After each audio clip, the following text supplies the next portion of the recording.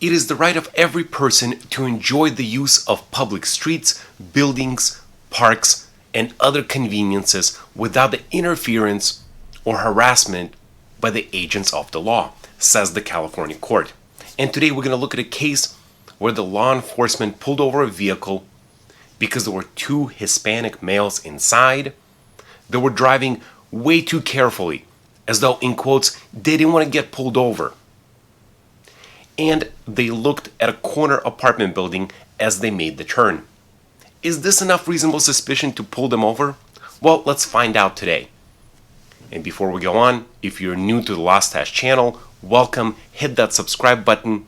If you're listening to the podcast version of this recording on Audible or Spotify, please give my podcast a 5-star rating. And finally, if you want to support this channel, consider going to LAWSTACHE.com and check out some of the merch, including the Do Not Arrest This Person t-shirts. Thanks for watching.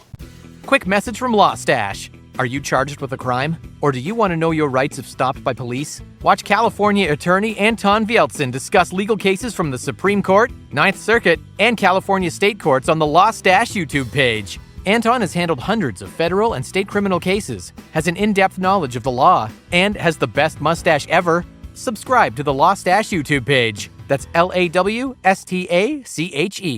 Today we're discussing a California case, People versus Durazo. Now, I gave you a little bit of an introduction to the case, but let's dig in a little bit deeper in terms of the facts.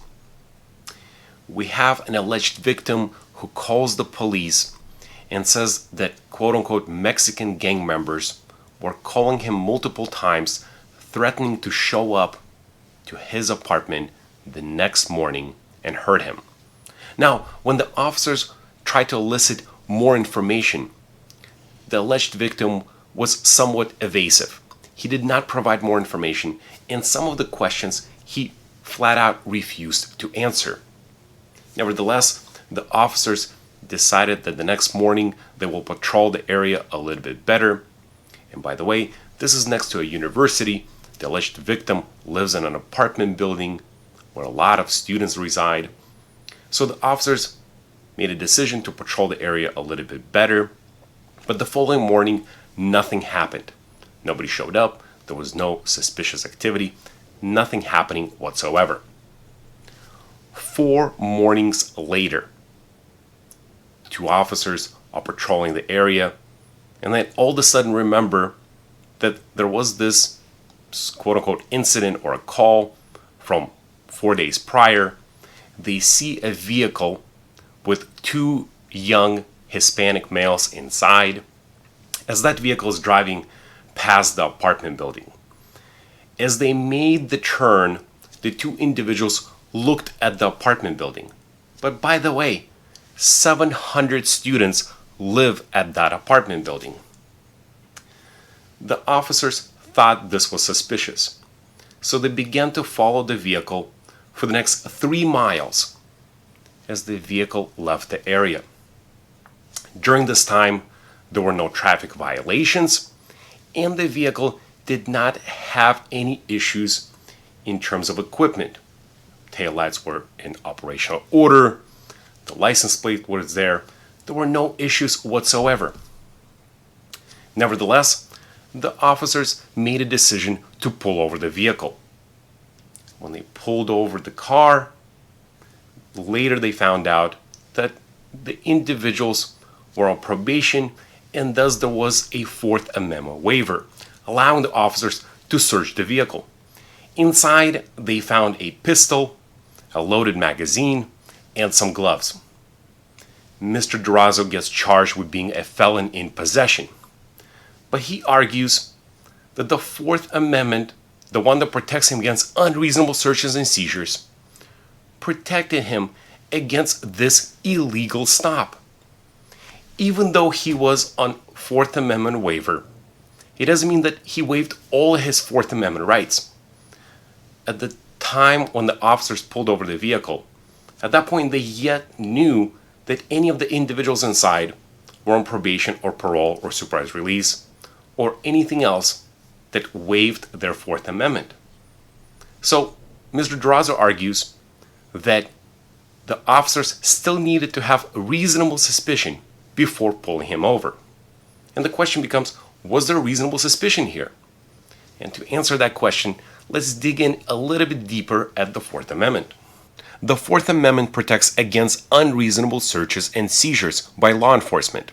Although police officers may not arrest or search a suspect without probable cause and an exception to the warrant requirement, they may temporarily detain a suspect based on a reasonable suspicion that the suspect has committed or is about to commit a crime. Such detentions are permitted, notwithstanding the Fourth Amendment's requirements of probable cause and a search warrant, because there are limited intrusions that are justified by special law enforcement interests. An ordinary traffic stop is treated as investigatory detention, or we can call it a Terry stop. Before officers can pull over a vehicle, they must have reasonable suspicion that a crime is afoot. But the question becomes, what are the facts here that led the officers to believe they had reasonable suspicion?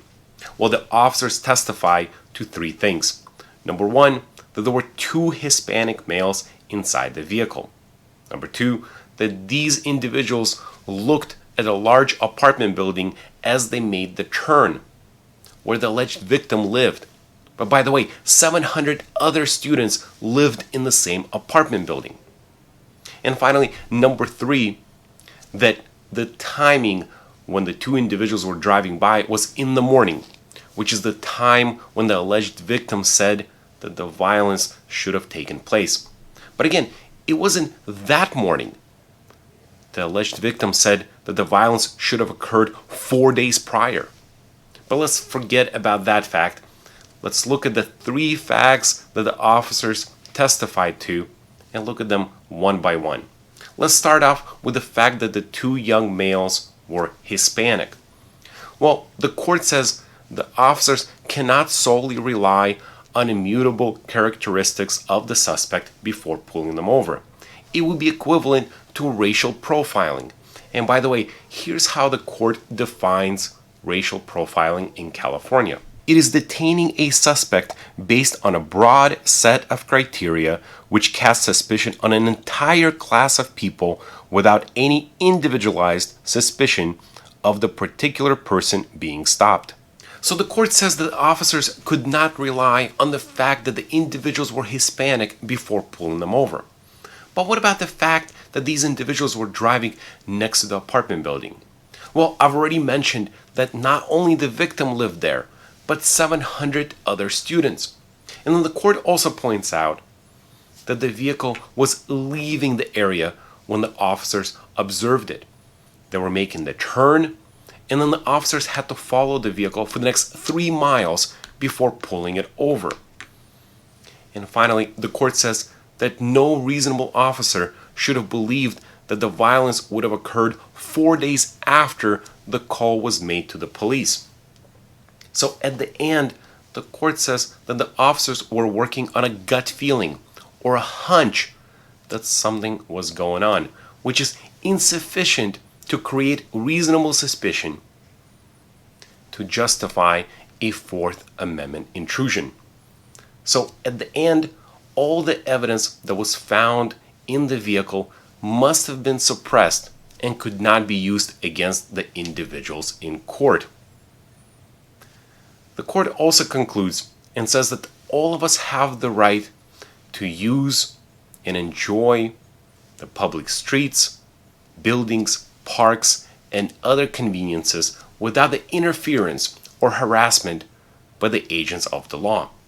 So here, there was no reasonable suspicion and the vehicle should have never been pulled over. It is the violation of Mr. Durazo's Fourth Amendment rights. I hope you enjoyed this video, and if you learned something about the Fourth Amendment, reasonable suspicion, or what the officers need before pulling somebody over in their vehicle, I hope you give this video a thumbs up. If you're new to the LAWSTACHE channel, welcome. Hit that subscribe button now.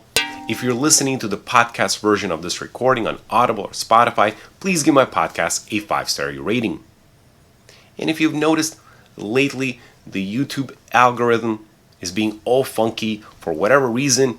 Some of my videos are no longer shown or they're showing them to fewer people, well, consider taking this video and sharing it on Facebook, Instagram, or any other social media that will help me grow this channel, because I will appreciate that. And finally, if you want to support this channel, also consider going to LAWSTACHE.com and check out some of the merch, including the Do Not Arrest This Person t-shirts. Thanks for watching, and I will see you next week, next Wednesday, for another deep dive on another criminal case. And if you have a case anywhere in California or Nevada, feel free to give me a call. I do all criminal defense here out of San Diego office. So I will look forward to talking to you. Again, thanks for watching. I will see you next week.